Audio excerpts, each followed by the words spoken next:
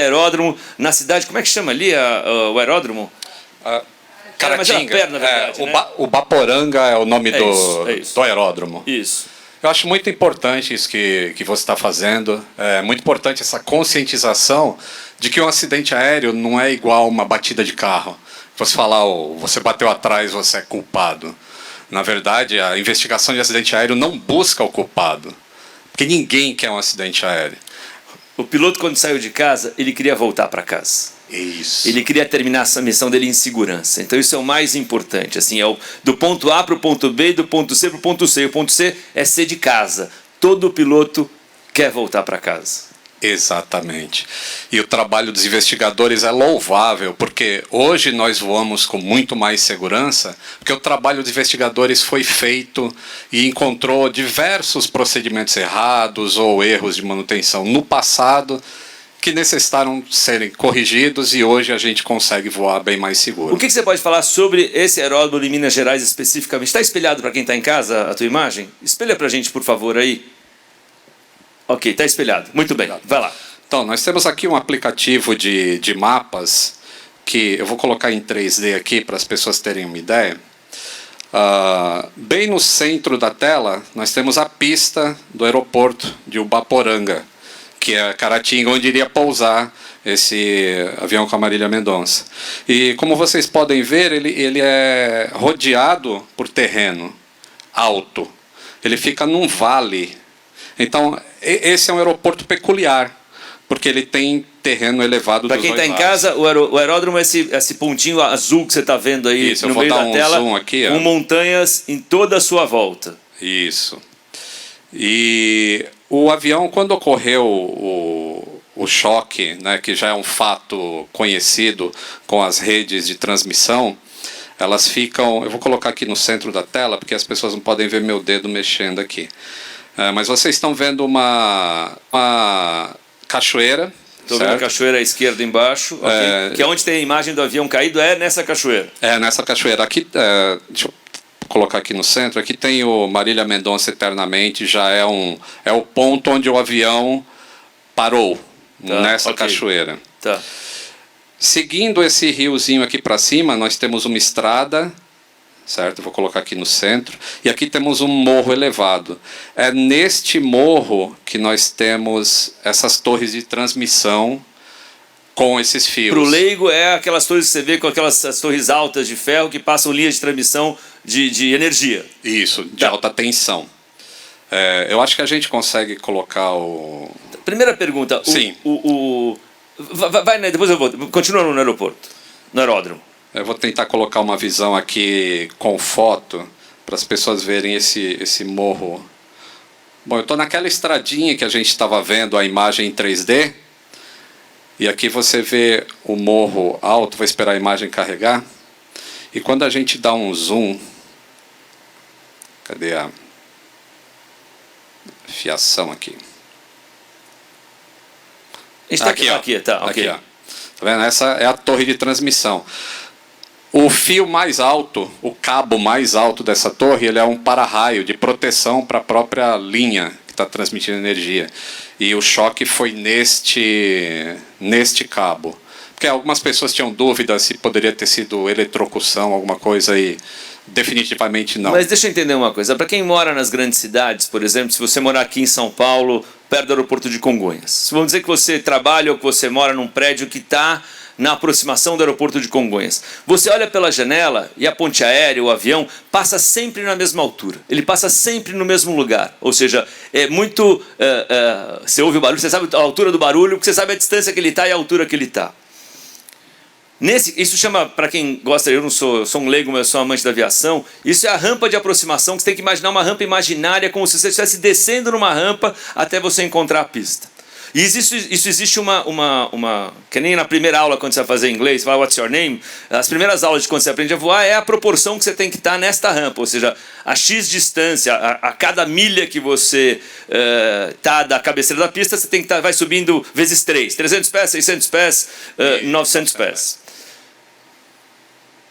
Você pode dizer que nesta rampa de aproximação, este avião que levava a Marília está muito baixo em relação ao que seria a rampa ideal para eles conseguirem pousar em segurança?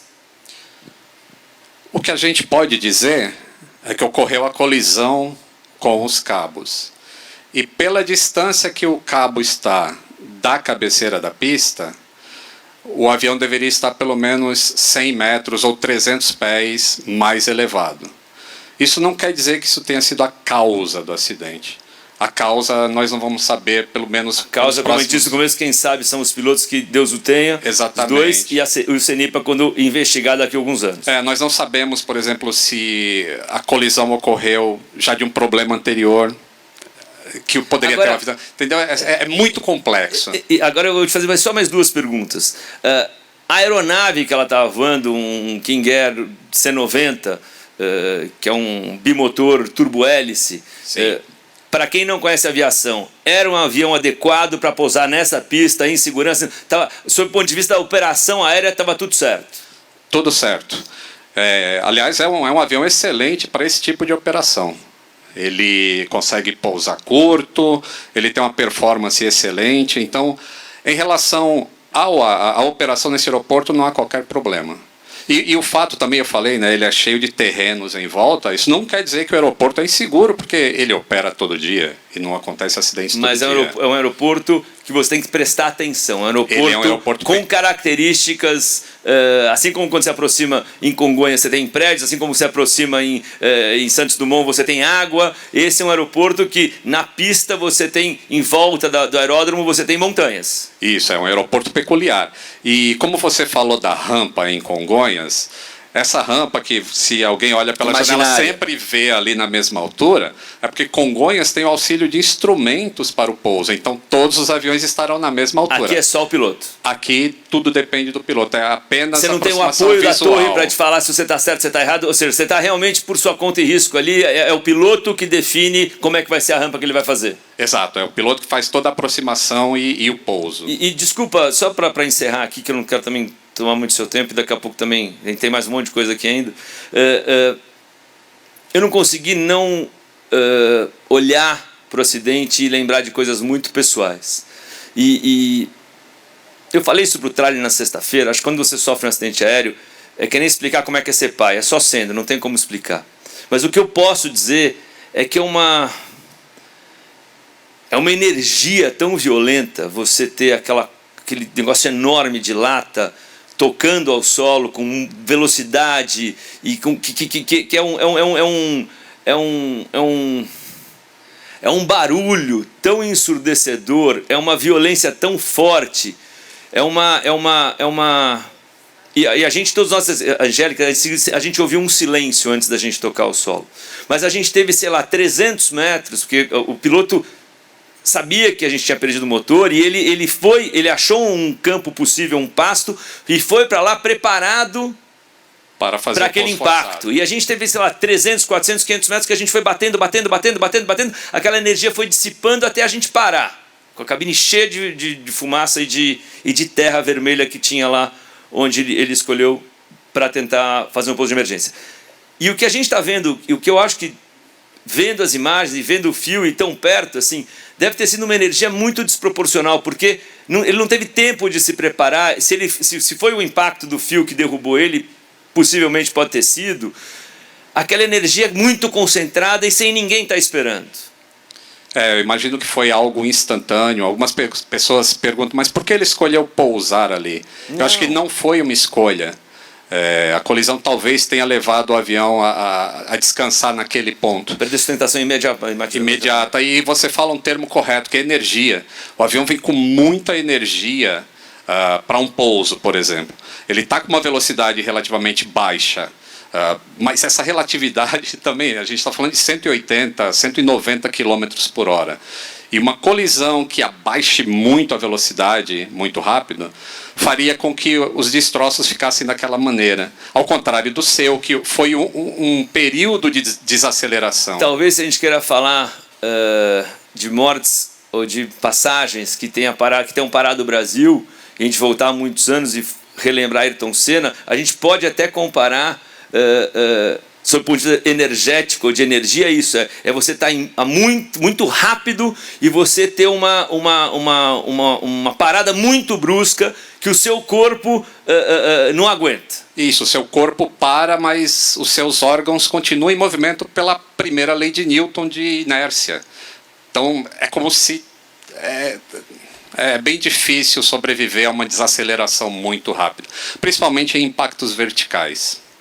Muito bem. Ó, a gente tem essa imagem muito interessante, tá? Isso é um simulador de voo. Você está vendo aí o ponto de vista do piloto num simulador, tá? Isso é uma imagem de computador. Então você vê aqui, Lito, se eu estiver errado, você me corrija, você vê os instrumentos de um avião exatamente igual ao King Air C-90 que se acidentou na sexta-feira, e você vê nesse quadradinho em cima exatamente o instrumento que você coloca a pista lá no final. Então o que você está vendo dentro do quadrado é a pista. A pista. Isso aí seria mais ou menos a visão do piloto em aproximação para essa pista. Tem como dar play aí? Se você continuar olhando isso, você vai olhar em volta, você vê o que você acabou de falar, né? Você vê as montanhas, né? Isso. Ó, essa imagem é importante. Olha, aí acho que quem fez o vídeo deu um pause e pegou a imagem de fora, e no simulador mostra as torres.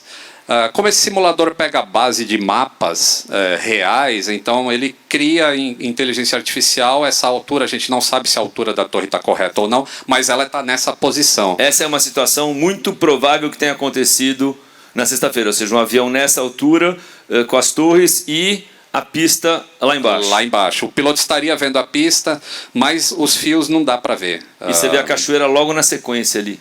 Sim. Bom, Lito, eu queria mais uma vez registrar aqui o meu respeito, o meu apoio à comunidade aeronáutica brasileira, aos pilotos como um todo. Ninguém aqui jamais vai julgar o procedimento, o que aconteceu. Só quem sabe o que aconteceu de fato.